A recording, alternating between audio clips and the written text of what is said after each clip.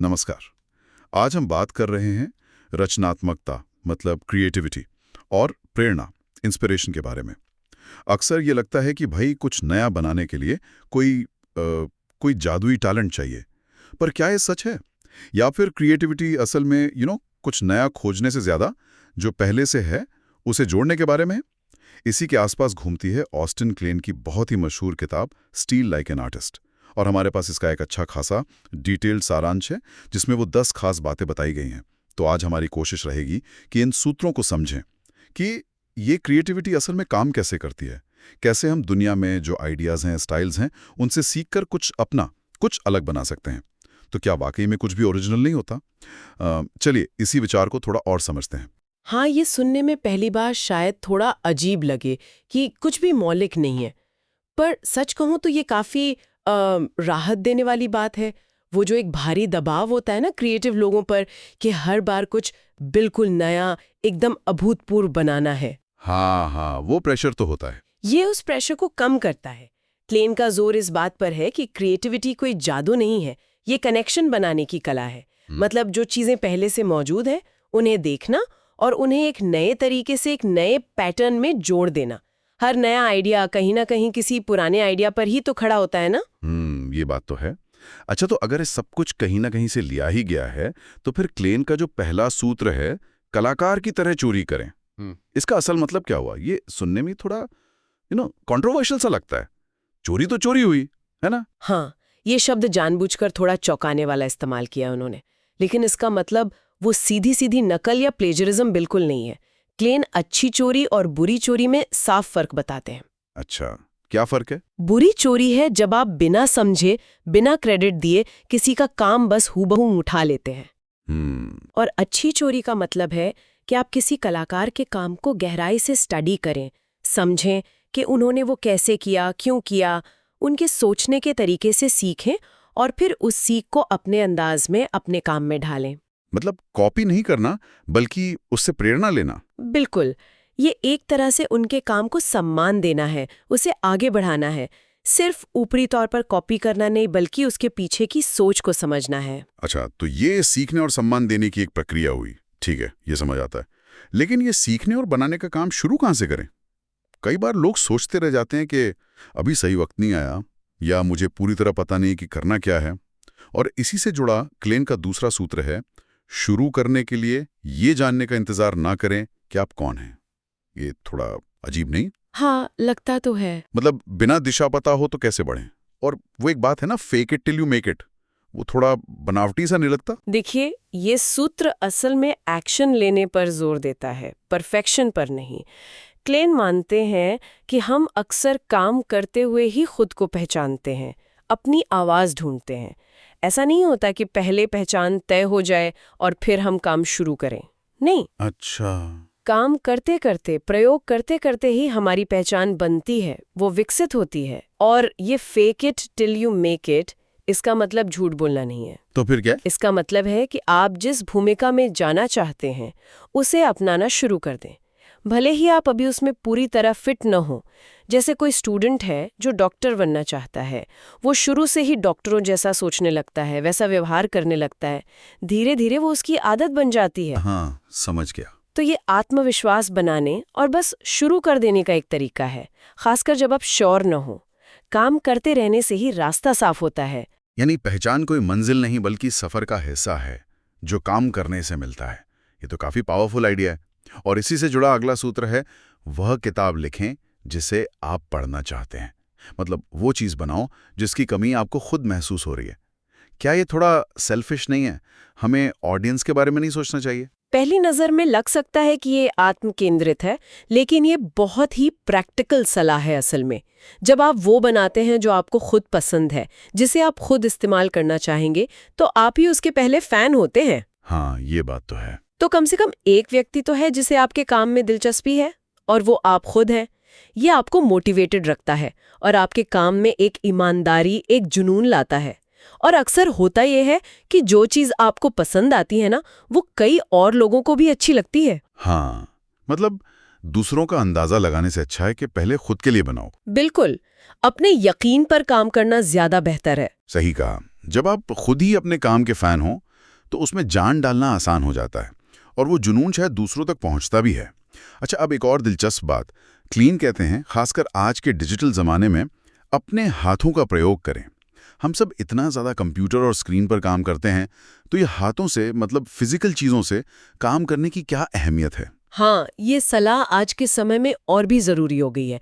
ये हमें स्क्रीन से ब्रेक लेने को कहती है और क्रिएटिविटी के एक अलग, ज़्यादा स्पर्शनीय पहलू से जुड़ने को कहती है। स्पर्शनीय मतलब टैक्टाइल? हाँ, टैक्टाइल एक्सपीरियंस। जब हम कीबोर्ड की जगह पेन से लिखते हैं या माउस की जगह कैंची, गोंद इस्तेमाल करते हैं या स्क्रीन पर बनाने के बजाय मिट्टी से कुछ बनाते हैं, तो हमारे दिमाग के अलग हिस्से एक्टिव होते हैं। हाथों से काम करने का अनुभव सोचने के तरीके को बदल सकता है। ये हमें धीमा करता है, चीज़ों को महसूस करने का मौका देता है और कई बार ज़्यादा नेचुरल, ज़्यादा अचानक से आइडियाज़ आ जाते हैं। हाँ, कंप्यूटर पे घंटों बैठे रहने के बाद पेन पेपर उठाने से एक अलग ही ताजगी आती है। बिल्कुल, कंप्यूटर बहुत काम के हैं, पर कभी-कभी वो हमें एक धर्रे में बांध देते हैं। हाथों से काम करना उस ढर्रे को तोड़ सकता है और ये क्रिएटिव ब्लॉक को तोड़ने में भी बहुत मदद करता है। ये बात तो माननी पड़ेगी। अच्छा, इसी तरह की एक और सलाह है जो हमें अपने मुख्य काम से बाहर देखने को कहती है। साइड प्रोजेक्ट और शौक महत्वपूर्ण हैं। क्लीन ऐसा क्यों मानते हैं कि हमारे मेन काम के अलावा जो शौक या साइड प्रोजेक्ट होते हैं वो इतने ज़रूरी हैं, खासकर वो जिन पर कोई प्रेशर ना हो? क्योंकि यहीं पर आइडियाज़ का क्या कहते हैं, क्रॉस पॉलिनेशन होता है। क्रॉस पॉलिनेशन मतलब एक फील्ड के आइडियाज दूसरे फील्ड को असर करते हैं। जब आप बिना किसी दबाव के सिर्फ मजे के लिए कोई शौक पालते हैं या साइड प्रोजेक्ट करते हैं, तो आप खेलने के लिए, एक्सपेरिमेंट करने के लिए आज़ाद होते हैं। आपको फेल होने का डर नहीं होता। हाँ, क्योंकि कोई उम्मीदें नहीं होती। बिल्कुल। हो सकता है आप गार्डनिंग करते हुए अपने डिज़ाइन के लिए कोई नया आइडिया सोच लें या खाना बनाते हुए किसी प्रॉब्लम का सल्यूशन मिल जाए। ये शौक दिमाग को फ्रेश रखते हैं, आपको अलग नज़रिए देते हैं और इनसे मिली प्रेरणा आपके मेन काम को भी बेहतर बना सकते हैं। ये क्रिएटिव एनर्जी का एक बहुत बड़ा सोर्स है। तो ये साइड प्रोजेक्ट्स एक तरह से क्रिएटिव खेल का मैदान हुए जहां नए आइडियाज जन्म ले सकते हैं। बहुत बढ़िया। अच्छा, अब मान लीजिए हमने अच्छा काम कर लिया, आइडियाज भी आ गए, साइड प्रोजेक्ट्स भी चल रहे हैं, अगला कदम क्या? क्लेन का छठा सूत्र कहता है रहस्य। अच्छा काम करें और उसे साझा करें। ये दो हिस्से हैं। अच्छा काम करना तो ठीक है, पर उसे शेयर करना, साझा करना इतना जरूरी क्यों है? हाँ, अच्छा काम करना तो पहली सीढ़ी है, सबसे जरूरी। लेकिन अगर आप उसे दुनिया को दिखाएंगे ही नहीं, तो वो दूसरों तक पहुंचेगा कैसे? साझा करने से ही आपके काम को ऑडियंस मिलती है, आपको फीडबैक मिलता है जिससे आप और सुधर सकते हैं और नए मौके खुलते हैं, चाहे वो किसी के साथ मिलकर काम करने का हो या पहचान मिलने का या कोई नया प्रोजेक्ट मिलने का। हाँ, ये तो है। और आज के ज़माने में तो शेयर करना कितना आसान है। आप अपनी प्रोसेस, अपने अधूरे काम, छोटे छोटे आइडियाज़ भी शेयर कर सकते हैं। हाँ, इससे आप जैसे और लोग आपसे जुड़ते हैं, एक कम्युनिटी बनती है। सही है। लेकिन यहाँ क्लाइंट दो बातों पर जोर देते हैं, प्रामाणिकता मतलब ऑथेंटिसिटी और उदारता। हाँ। जो शेयर करे वो सच्चा हो और दूसरों के काम का भी हो। शेयर करने से ही काम को जिंदगी मिलती है। यानी काम को दिखाना उतना ही जरूरी है जितना उसे करना, और इंटरनेट ने इसे आसान बना दिया है। और यहीं से शायद 7वां सूत्र आता है, भूगोल अब आपका स्वामी नहीं है। Geography is no longer your master. ये तो आज की दुनिया के लिए एकदम फिट बैठता है। मतलब अब क्रिएटिव होने के लिए किसी बड़े शहर या खास जगह पर रहना जरूरी नहीं रहा। बिल्कुल नहीं। इंटरनेट ने भौगोलिक सीमाएं काफी हद तक मिटा दी हैं। अब आप दुनिया के किसी भी कोने में बैठकर सबसे अच्छे लोगों से सीख सकते हैं, उनके साथ काम कर सकते हैं, अपना काम पूरी दुनिया में फैला सकते हैं। हाँ, वर्चुअल कम्युनिटीज। हाँ, virtual communities, online courses, social media, ये सब आपको उन लोगों और आइडियाज से जोड़ते हैं जो आपको प्रेरणा देते हैं, भले ही वो हजारों मील दूर हों। आप चुन सकते हैं कि आपको किन से सीखना है, किन के साथ रहना है वर्चुअली। अब लोकेशन आपकी मजबूरी नहीं है। आप खुद चुन सकते हैं कि किन ऑनलाइन जगहों और लोगों से जुड़ना है। तो दुनिया सच में उंगलियों पर है अगर हम सही कनेक्शन बनाना जानते हैं। और कनेक्शन की बात आई है तो 8वां सूत्र भी कुछ ऐसा ही है, अच्छे बने, दुनिया एक छोटा शहर है। क्लाइन कहते हैं कि क्रिएटिव दुनिया में अच्छे रिश्ते बनाना, दयालु होना, उदार होना जरूरी है। ये सिर्फ एक अच्छी बात है या इसका क्रिएटिव सक्सेस से भी कोई लेना देना? ये सिर्फ अच्छी बात नहीं है, ये बहुत प्रैक्टिकल सलाह भी है। आप देखिए, जो क्रिएटिव फील्ड्स होती हैं, आर्ट, राइटिंग, डिजाइन, टेक, ये अक्सर बहुत छोटी और आपस में जुड़ी हुई होती हैं। हाँ, लोग एक दूसरे को जानते हैं या किसी न किसी कॉमन दोस्त के जरिए जान जाते हैं। तो आज आप जिसके साथ अच्छा बर्ताव करते हैं, जिसकी मदद करते हैं या जिसके काम की तारीफ करते हैं, हो सकता है कल वही आपके लिए कोई दरवाजा खोल दे या कम से कम आपके रास्ते में ना आए। क्लेन कहते हैं पुल मत जलाओ, डोंट बर्न ब्रिजेस। हाँ, और देखिए सहयोग मतलब कोलैबोरेशन क्रिएटिविटी का बहुत बड़ा हिस्सा है। अच्छे रिश्ते होंगे तभी तो सहयोग आसान होगा। हाँ। उदारता और सम्मान से एक अच्छा माहौल बनता है जहां सब बेहतर काम कर पाते हैं। ये लंबे समय में बहुत फायदेमंद होता है। यानी अच्छे कर्म क्रिएटिव बुलिया में भी लौट कर आते हैं। ये दिलचस्प है।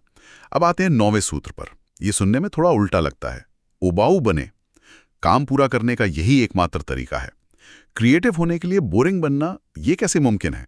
हम तो कलाकारों को बड़ा रंगीन और अस्तव्यस्त सा इमेजिन करते हैं। हाँ, ये सूत्र उसी रोमांटिक सोच को तोड़ता है कि क्रिएटिविटी हमेशा उथल-पुथल से ही आती है। क्लेन का कहना है कि असल में क्रिएटिव काम को लगातार करने और बेहतर बनाने के लिए स्थिरता यानी स्टेबिलिटी और एक रूटीन की जरूरत होती है। उबाऊ बनना मतलब? उबाऊ होने का मतलब है अपनी जिंदगी के जो प्रैक्टिकल पहलू हैं उन्हें संभाल कर रखना, जैसे एक तय रूटीन बनाना, पूरी नींद लेना, सेहत का ध्यान रखना, अपने पैसे मैनेज करना। जब आपकी रोज की जिंदगी स्टेबल और प्रिडिक्टेबल होती है यानी उबाऊ होती है, हाँ, तो आप अपनी सारी एनर्जी, अपना सारा ध्यान अपनी क्रिएटिव काम पर लगा सकते हैं। आपको फालतू चीजों की चिंता नहीं करनी पड़ती। अच्छा, मतलब फालतू ड्रामा से बचना। बिल्कुल। ये स्थिरता आपको वो मानसिक शांति देती है जो गहरे फोकस्ड काम के लिए जरूरी है। अनुशासन और रूटीन दुश्मन नहीं, दोस्त हैं क्रिएटिविटी के। तो क्रिएटिव तूफानों को झेलने के लिए एक स्थिर उबाऊ लंगर चाहिए। ये वाकई अलग नजरिया है। और अब आखिरी 10वां सूत्र रचनात्मकता घटाव है। Creativity is subtraction. क्लेन कहते हैं कि सब कुछ करने की कोशिश मत करो, चीजों को कम करना सीखो। बाधाएं क्रिएटिविटी को जगाती हैं। इसका क्या मतलब है? कम करना कैसे क्रिएटिव हो सकता है? इसका मतलब है फोकस, अनिवार्य चीजों पर ध्यान देना। जब हमारे पास बहुत सारे ऑप्शंस होते हैं, अनलिमिटेड टाइम होता है, खूब सारे रिसोर्स होते हैं, तो हम अक्सर कंफ्यूज हो जाते हैं, कोई ढंग का कर नहीं पाते। हाँ, पैराडॉक्स ऑफ चॉइस जिसे कहते हैं। बिल्कुल। लेकिन जब हमारे सामने सीमाएं होती हैं, कोई बाधा होती है, जैसे टाइम कम है या बजट कम है या कुछ नियम है, तो हमें मजबूरी में ज्यादा इन्वेंटिव, ज्यादा स्मार्ट बनना पड़ता है। हमें फालतू चीजें हटानी पड़ती हैं और जो सबसे जरूरी है उस पर फोकस करना पड़ता है। ये घटाव या एडिटिंग की प्रक्रिया हमें क्लैरिटी देती है और हमारे काम को ज्यादा असरदार, ज्यादा पावरफुल बनाती है। जैसे कोई कवि कम शब्दों में गहरी बात कहता है। हाँ, या कोई डिजाइनर जो मिनिमल डिजाइन बनाता है, वो घटाव के जरिए ही तो असर पैदा करते हैं। सीमाएं हमें लीक से हटकर सोचने पर मजबूर करती हैं। तो कम असल में ज्यादा है, खासकर क्रिएटिविटी में। वाओ, ये 10 सूत्र तो वाकई सोचने का एक नया तरीका देते हैं। अगर हम इन्हें जल्दी से कुछ प्रैक्टिकल कदमों में समेटना चाहें तो क्या कहेंगे? मतलब कोई क्या करना शुरू कर सकता है आज से ही? बिल्कुल, कुछ बहुत ही ठोस कदम है। पहला, प्रेरणा जमा करें। क्लेन इसे स्वाइप फाइल कहते हैं। एक जगह कोई नोटबुक या फोल्डर जहां आप वो सब कुछ रखें जो आपको अच्छा लगे। कोट्स, तस्वीरें, आइडियाज, ये आपका खजाना है। हाँ, एक पर्सनल कलेक्शन। दूसरा, शेयर करने की आदत डालें। रोज न सही पर नियमित रूप से अपना काम, अपनी प्रोसेस, छोटा सा हिस्सा ही सही, इससे हिम्मत बढ़ती है, कनेक्शन बनते हैं। तीसरा, खुद को प्रेरणा से घेरें। ध्यान दें कि आप क्या पढ़ते हैं, क्या देखते हैं, किन लोगों से मिलते हैं। ऐसी चीजें चुनें जो आपको उत्साहित करें। माहौल बनाना मतलब? हाँ। चौथा, प्रोसेस पर ध्यान दें, परफेक्ट रिजल्ट पर नहीं। रोज थोड़ा काम करना, आगे बढ़ना जरूरी है, परफेक्ट बनाने के इंतजार में अटके ना रहें। और पांचवा, हमेशा सीखते रहें, जिज्ञासु रहें, सवाल पूछें, नई चीजें ट्राई करें, सीखना बंद ना करें। ये बहुत ही करने लायक बातें हैं, सुनने में आसान लगती हैं, पर लगातार करना ही शायद असली खेल है। अच्छा, ये किताब किन लोगों के लिए सबसे ज्यादा फायदेमंद हो सकती है?